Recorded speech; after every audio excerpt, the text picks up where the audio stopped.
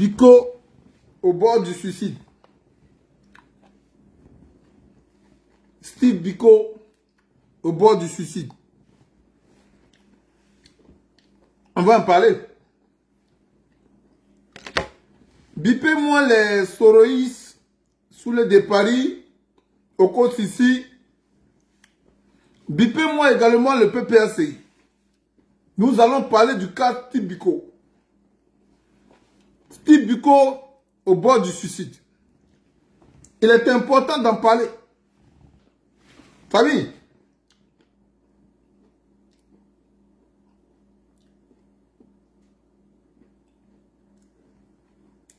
Je vais comprendre ici que beaucoup d'entre vous vont comprendre à l'envers mon message. Mais ce n'est pas grave. On a l'habitude de ne pas me comprendre. Mais je vais m'efforcer de vous dire les raisons de cette vidéo-là. Je vais m'efforcer. Je vais vous lire ici le message de Steve Biko. Il est important de vous le dire. Quand je dis vous là, je parle de qui?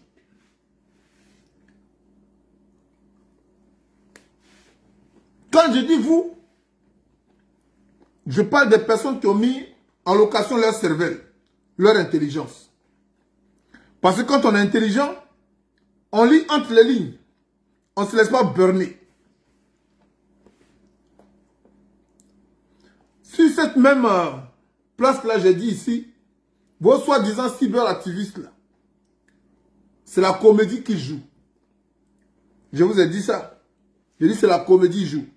Je vais vous prouver ici que mes allégations n'étaient pas de les nuire ou de les rabaisser. Mes allégations sont fondées et bien fondées même. On va parler ici de Steve Biko. Pour ceux qui ont connu Steve Biko, il se réclamait du PPACI. Et qui dit PPACI dit Laurent Gbagbo. Et qui dit Laurent Gbagbo dit un parti politique qu'on appelle le PPACI. Donc, il se réclamait du PPACI, puisqu'il se réclamait de Laurent Gbagbo. Je vais vous montrer ici ce qui a été la lettre de Steve Biko.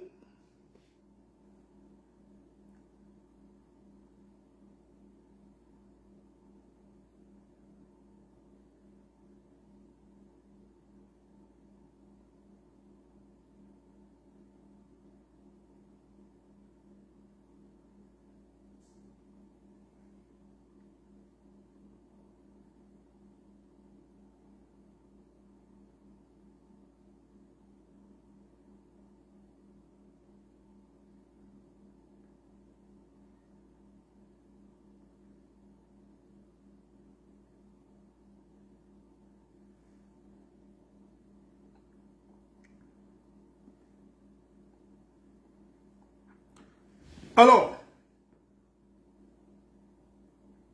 pour vous dire, Steve Biko actuellement est en prison. Steve Biko actuellement est en prison. En prison où il est là. Il est là-bas parce qu'il a dit qu'il défend le PPACI. En prison, il est là. Il est là-bas parce qu'il dit qu'il défend Gbagbo Laurent. En prison, il est là. Il est là-bas parce qu'il a défendu un individu qu'on appelle Gbagbo Laurent. Un parti politique qu'on appelle le PPACI. Je vais vous laisser ici lire le message de Steve Biko. Steve Biko a parlé. Qu'est-ce qu'il a dit, Steve Biko? Famille, vous qui êtes là, il est important que vous relayez le message. Il est très important que vous relayez le message. Parce qu'il s'agit de la vie d'un être humain.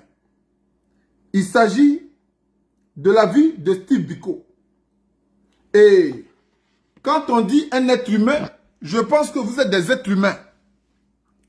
Et un être humain, c'est celui qui a ce qu'on appelle la réflexion ce qu'on appelle l'intelligence, qui sache lire entre les lignes. C'est ça un être humain. Donc je vais vous laisser ici lire le message de Steve Biko. Je vous laisse regarder d'abord. Je vous laisse regarder d'abord et ensuite on va rentrer dans les raisons pour lesquelles je vous dis les cyberactivistes là sont des distrailleurs. Ce sont des menteurs. Et je vais vous parler d'eux. Alors Steve Biko dit, il parle à quelqu'un. La personne m'a transmis le message. Il y a des gens de la société civile qui ont été libérés aujourd'hui, vendredi. Certains d'entre eux là sont du PPACI. C'est pas moi qui parle, hein. Vous pouvez lire ça avec moi. Parce que si c'est moi qui lis, on va dire que je suis en train de mentir. Donc, je vais vous laisser lire avec moi. Pour ceux qui voient. On va regarder ici ensemble. Je vais enlever ça. Il y a des gens de la société civile qui ont été libérés aujourd'hui, vendredi. Nous sommes aujourd'hui vendredi. Certains sont du PPACI. Et la personne à qui il parle lui dit, ah Dieu merci. De mon côté, je suis en train de motiver les dames et d'autres mots. Moi-même, j'ai déposé mon chèque aujourd'hui. Si ça sort d'ici mardi, je vais t'envoyer quelque chose, mon frère. Tiens bon, ça va aller. Steve Biko répond, il faut faire du bruit. Surtout sur mon cas. C'est le plus important. Même l'argent là, il ne veut pas. Pas de souci, la dame lui dit. Le silence tue le prisonnier politique. Et si vous continuez ce qu'il a voulu dire, continuez de faire silence, vous êtes en train de me tuer ici, à petit feu. Ça, c'est Steve Biko qui parle. Alors, ça continue. On va continuer. Ça, c'est Steve Biko qui parle.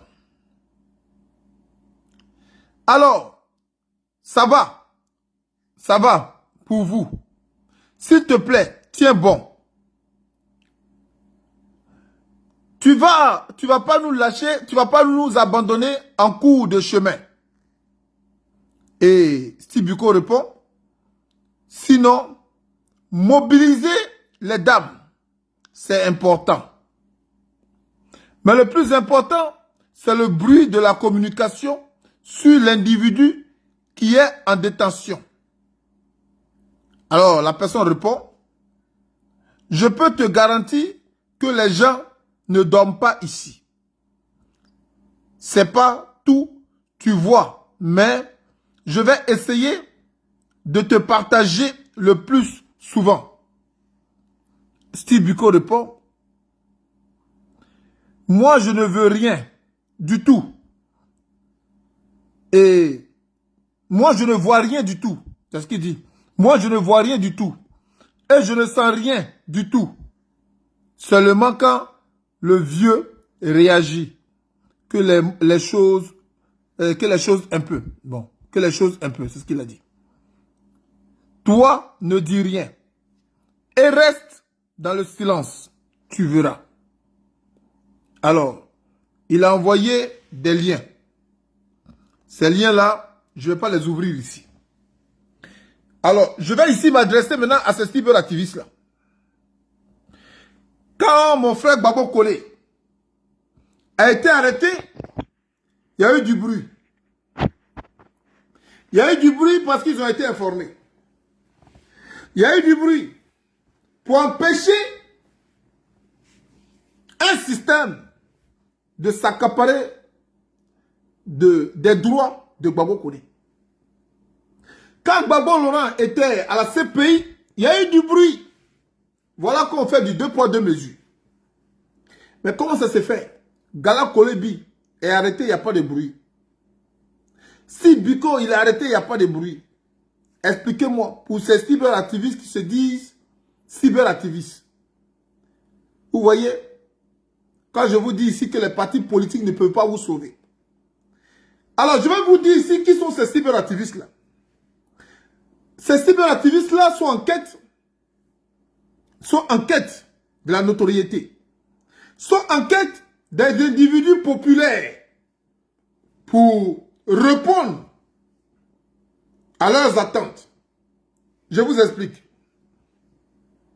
Je m'appelle X. Je suis du parti S. Mais dans l'autre parti là, il y a quelqu'un qui a beaucoup de vues. Il y a quelqu'un qui a beaucoup de, je vais dire, d'abonnés. C'est quelqu'un qui a beaucoup d'abonnés là. Je le compare à moi, mes abonnés. Quand je trouve que mes abonnés sont inférieurs ou sont égaux, ou si je le dépasse, c'est légère, ce gars qui a beaucoup d'abonnés là, il devient intéressant pour moi. Et comme il devient intéressant pour moi, qu'est-ce que je dois faire? Je dois me rapprocher de lui. Ainsi, ses abonnés seront mes abonnés. Voilà comment ça fonctionne. Pour ceux-là qui n'ont rien compris, là, je vous dis. Ses abonnés seront mes abonnés. Alors, quand ce monsieur en qui je me suis rapproché a un problème, qu'est-ce que je fais? Je vais alerter ses abonnés, y compris mes abonnés, pour dire que je fais une démarche dans les deux sens. Dans le sens où vous vous retrouvez en moi. Ces abonnés seront contents. Qu'est-ce qu'ils vont faire? Ils vont me soutenir pour aider les abonnés de l'autre. Mais en réalité, je ne voulais pas que ce dernier-là soit libéré. Je voulais un résultat favorable à ma démarche de sa libération. Alors, s'il n'est pas libéré, ses abonnés verront que j'ai fait l'effort pour sa libération. J'ai fait l'essentiel pour sa libération, mais n'a pas été libéré. Alors, si jamais il est extradé ou si jamais il est condamné, lui, ses abonnés-là ne verront plus ses vidéos, mais ils verront les vidéos de qui? De moi. Alors, automatiquement, ses abonnés basculent. Alors, j'aurai tout un groupe à gérer. Lui, ses abonnés et mes abonnés. Parce que je me suis montré solidaire. Mais c'est ce que le président Alassane Ouattara a fait avec Gon Coulibaly. Gon Coulibaly, mort, il a soutenu Gon Coulibaly, selon lui, dans sa maladie. Jusqu'en France. La famille de Gon Coulibaly, lui, est redevable. Donc, du coup, les proches de Gon Coulibaly deviennent automatiquement, lui, ses proches. Parce que ils ont vu que le président Alassane Ouattara a soutenu l'un de leurs. Alors du coup, ils sont contents du président Alassane Ouattara, ils lui sont redevables. Mais est-ce que dans le souhait du président Alassane Ouattara, c'était de le soutenir? Non, c'était de voler les partisans de Gon Coulibaly. Gon Coulibaly va mourir. Mais qu'est-ce qui va se passer?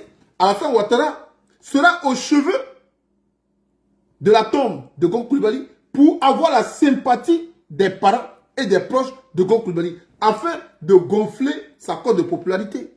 C'est la même chose. C'est une ruse. Alors, Gbagbo Koné libéré va se retrouver au Burkina. Pourquoi? Parce que ceux-là qui l'ont éveillé, qui ont éveillé sa cote de popularité en France pour s'associer à eux, mais ils n'auront pas la tranquillité. Parce que Gbagbo Koné soutient un parti qu'on appelle le PPACI. Et le PPACI, si on veut que eux, leur parti, soit un jour au pouvoir, mais ils vont faire face au PPACI. Mais puisque Gbagbo Koné est un cyberactif du PPACI, il sera leur adversaire. Qu'est-ce qu'il faut faire? Il faut l'isoler. Le conseiller d'aller au Burkina. Ouais, il faut le conseiller, il ne faut pas avoir te faire du mal ici. Va au Burkina. Au Burkina où il est là. Il va faire des vidéos. Les vidéos, il va faire là. Il va mobiliser qui? La population burkinabé. Entre-temps, eux, ils mobilisent qui? Les populations de la diaspora. Qui, eux, ont une influence en Côte d'Ivoire. Au Burkina eux-mêmes. Donc, ils se cachent derrière la cote de popularité de Gbagbo Koné pour se faire de la popularité. Sinon, comment on explique? Quand on peut mobiliser la population pour le cas de Gbagbo Koné, mais on ne mobilise pas la population pour le cas de Gala Kolebi, on va dire quoi? Gala Kolebi est en Côte d'Ivoire, c'est pourquoi? Ça n'a rien à voir. Parce que Soro Guillaume n'était pas en Côte d'Ivoire quand la population s'est mobilisée pour aller l'accueillir à l'aéroport. Soro Guillaume n'était pas en Côte d'Ivoire. Mais il s'agissait de la population de Côte d'Ivoire. Siro et Odé, ils étaient en Côte d'Ivoire quand la population s'est mobilisée devant la justice. Alors, pourquoi aucun bruit pour Gala Kolebi, aucun bruit pour Steve Biko? Pourquoi? Même pas dans les vidéos où on essaye de mobiliser la population, même si les gens ne peuvent pas marcher au niveau de Côte d'Ivoire, mais ils peuvent sortir au niveau de la France. Mais pourquoi on ne fait aucun bruit pour Steve Biko? Parce que quand on regarde la cote de popularité de Steve Biko, c'est pas incomparable. C'est incomparable à la cote de popularité de Babo Koné. Donc il sera plus facile. Regardez, quand Babo Koné il sort, il va remercier les gens qui ont plus d'abonnés. Il va remercier les gens qui ont une influence auprès de la population. Et les autres, il ne les remercie pas. Je n'ai pas vu de la bouche de Babo Koné le nom d'une seule personne sur Internet ou sur YouTube ou sur Facebook qui soit influent. Je n'ai pas vu. On remercie Johnny Pacheco. Bravo. On remercie tous les autres qui n'ont pas de leur nom ici. On les remercie. Bravo. Mais ce ne sont pas eux qui se sont déplacés. Ce ne sont pas eux-là qui se sont déplacés. Alors, quand je vous dis ici que ces cyberactivistes-là sont de vrais comédiens, ils sont en train de vous distraire et vous pensez que c'est du jeu. Ils seront vos opposants bientôt. Même pas vos opposants, mais vos adversaires. Même pas vos adversaires, vos ennemis. Parce qu'ils vous auront calculé, ils vous auront contrôlé. Et quand ils vont vous contrôler, c'est la même chose avec Chris Yapi. C'est la même chose. Alors je vais dire ici, Steve Biko est au bord du suicide. Parce qu'il est découragé. Pour ceux-là qui l'ont soutenu quand il était en Mauritanie. Vous partagez ces vidéos. Quand il parlait de Simon Gbagbo, vous partagez ces vidéos. Quand il défendait Laurent Gbagbo, vous partagez ces vidéos. Quand il défendait Dani Bamba, vous partagez ces vidéos. Mais pourquoi aujourd'hui, vous ne cherchez pas à vous imprégner de ce qu'il est devenu ou de ce qu'il vit? Pourquoi? Pourquoi vous ne cherchez pas à vous imprégner de ce qu'il est devenu ou de ce qu'il vit? Parce que il y a des personnes qui sont des personnes publiques qui ne parlent pas de son cas. Gbagbo lui-même, il a parlé du cas de Babo Koné dans ses tournées. Mais on ne parle plus de Steve Biko. Steve Biko est un être humain. Et puis, Babo Koné est un super être humain. C'est-à-dire, Steve Biko est un être humain. Mais Babo Koné est un super être humain. Lui, on ne parle plus de lui. On peut libérer des prisonniers, mais on ne libère pas Steve Biko. Des prisonniers qui font partie du PPRCI. Mais lui, Steve Biko, on ne le libère pas. On peut parler du cas de Babo Koné, mais Steve Biko, on ne parle pas de lui. Famille, qu'est-ce que vous comprenez dans l'histoire? Dites-moi ce que vous comprenez dans l'histoire. C'est-à-dire, cette histoire-là, c'est une histoire d'intérêt de tout un chacun. Une histoire d'intérêt du peuple ivoirien.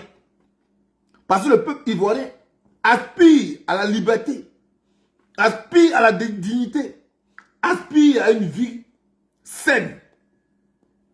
Quand il y a des gens qui dénoncent des actions, ces gens-là, ils ont une assistance auprès d'un certain nombre de personnes influentes. Mais quand d'autres personnes dénoncent ces mêmes actions, ceux-là n'ont pas d'assistance. C'est dû à quoi? Parce que tout simplement, quand on regarde les abonnés de Gbagbo Koné et les abonnés de Steve Biko, Gbagbo Koné est intéressant. Donc aujourd'hui, on vous juge selon les vues ou selon vos nombres d'abonnés. Sinon, vous n'êtes pas intéressant. Vous n'êtes pas intéressant. Quand Johnny Pacheco a été poignardé, ça a réveillé toute la toile. Ça a réveillé toute la toile. Pourquoi? Parce que Johnny Pacheco a beaucoup d'abonnés. Ces gens qui se font appeler cyberactivistes. Ils se sont même coalisés à Johnny Pacheco. Aujourd'hui, ils se rappellent de Johnny Pacheco. Pourquoi? Pour faire une publicité, une campagne. Voilà à quoi on veut vous réduire. Pour dire, les personnes là que vous suivez utilisent votre image pour se vendre et pour vendre leur ambition, pour vendre leur but, leur objectif. Comme vous n'avez rien compris, quand le King vient ici, il parle, on s'en fout. Le message n'est pas partagé. Mais par contre, quand ces gens qui viennent pour vous distraire, ils viennent, ils parlent, ils deviennent intéressants pour vous. Mais voilà comment vos frères et sœurs qui luttent vraiment pour vous, voilà comment ils finissent. Steve Biko est en train de mourir en prison. Personne ne pense à lui. Personne ne pense à lui. On ne dit pas de le libérer. Mais faire du bruit, parler pour la personne, se manifester pour la personne, je pense que sur le plan psychologique, son mental devient plus fort. Mais quand on l'oublie, on est en train de l'enterrer, on est en train de le tuer. C'est pourquoi je vais dire ici, merci à Titi de Paname, qui, elle, mobilise les gens. Elle mobilise les gens de partout où ils sont, pour venir en aide à ce frère, à ce camarade qui s'est dressé et qui a défendu un parti politique, d'où le parti politique ne reconnaît même pas l'effort qu'il a fourni.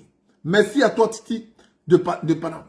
Merci à vous, parce que grâce à des personnes comme elle, aujourd'hui, nous autres là, on peut savoir que si un jour on est arrêté, il y a au moins quelqu'un dehors qui peut pleurer pour nous. Mais sinon, ces soi-disant cyberactivistes, des mangeons, des menteurs, des planificateurs, ceux-là, sincèrement, j'ai un grand regret pour vous. Parce que vous allez mal finir. Vous allez mal finir. Tôt ou tard, les Ivoiriens, la Côte d'Ivoire, ouvrira ses yeux et verra ce que vous êtes en train de faire. Non seulement vous ne trouvez pas de solution pour cette population meurtrie, mais vous utilisez leur tête pour faire du commerce, c'est-à-dire avoir de l'argent. Sincèrement, il y a une chose et il y a sa fin. Il y a une chose et il y a sa fin. Priez Dieu que vous vivez tout ce temps pour que vous voyez votre fin. Je vous souhaite de passer une excellente journée. C'est le qui de Jazz et à très bientôt. Ciao, ciao.